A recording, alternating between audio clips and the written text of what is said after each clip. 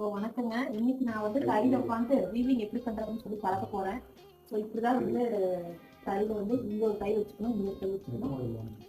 பாத்தீங்கன்னா நம்ம கால்ல ப்ரெஸ் பண்ணும்போது இது அப்படியே வந்து இந்த நூல் டிவைட் ஆகும், ரெண்டு பக்கம் டிவைட் ஆகும். இதுக்குள்ள வந்து வெட்டு நூல் போயிட்டு வரும்.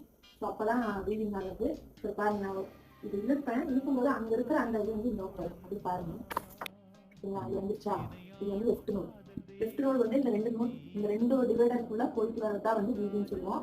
போயிட்டு வந்ததும் என்ன பண்ணா, இதை வந்து ஒரு அடி அடிச்சிடணும். அடிச்சோன்னா ஒரு நூல் போய் வீவ் ஆயிடுச்சு. அதே மாதிரி அடுத்தது பார்த்தீங்கன்னா